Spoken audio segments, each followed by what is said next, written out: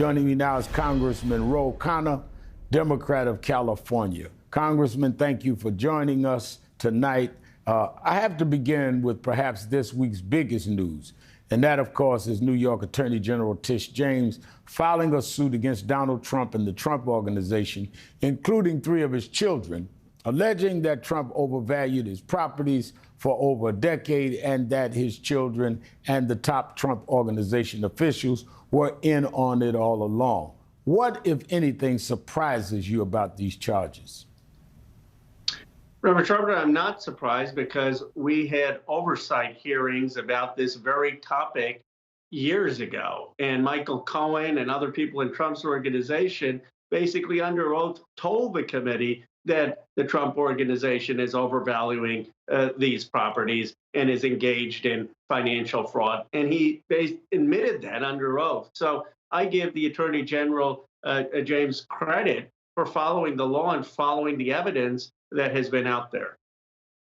Congressman, Minority Leader Kevin McCarthy laid out the House Republicans' 2023 agenda just yesterday. And President Biden, in turn, blasted it as light on details and not consistent with what many Republicans have been saying on the campaign trail, especially as it pertains to supporting law enforcement groups like the FBI or on abortion. What do you make of this proposed Republican platform, especially when it contrasts with what they've really been campaigning on the ground?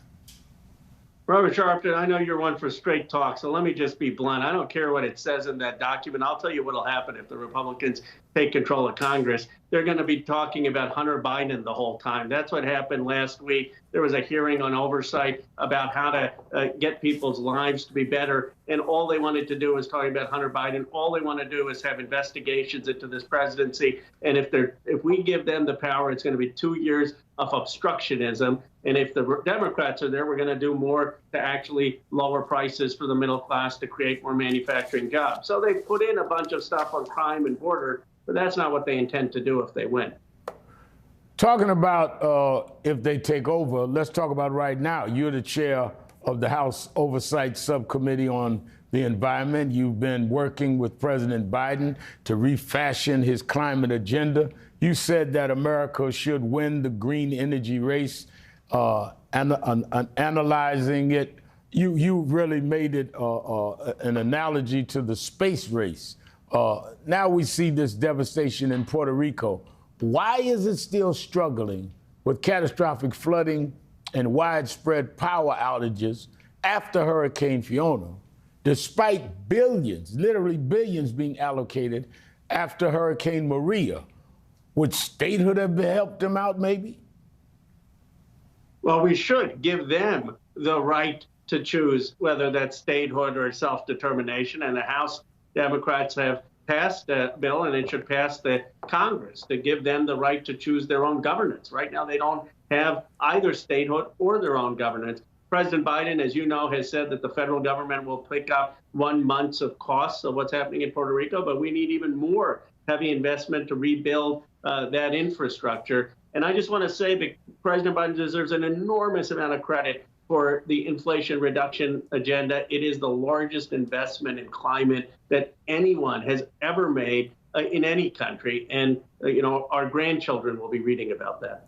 Congressman, last question. As you say, I like to talk straight, plain and simple. But just about 6 to 7 weeks till midterms, what else can Congress do on voting rights issues that we're seeing across the country?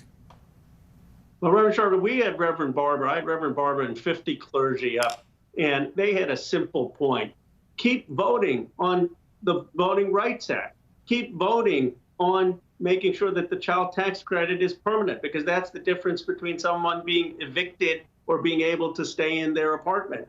Keep voting to make sure that we actually are giving folks health care and a livable wage. The Republicans vote 70, 80 times to take away people's health care. We figure we just vote once and then we're done with it. No, let's go on the record and vote and show the American people what the Republicans actually stand for and what we stand for. And we need to engage clergy far more. I mean, I am sick and tired of them doing that.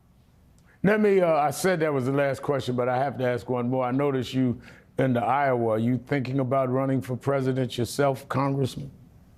I'm thinking of supporting Joe Biden fully, 100%. And that's not a political answer. He is the person who can beat Donald Trump. I think Trump's going to run again. And I'm looking forward to working as hard as I can across this country to reelect Joe Biden. He's done a lot, and he doesn't get enough credit for what he's done. And that's someone who supported Bernie Sanders last time, saying that we got to rally around our president. You were a big Bernie Sanders man, so that I'm sure is something the Biden people are hearing you say. Thank you for being with us, Congressman Rowe.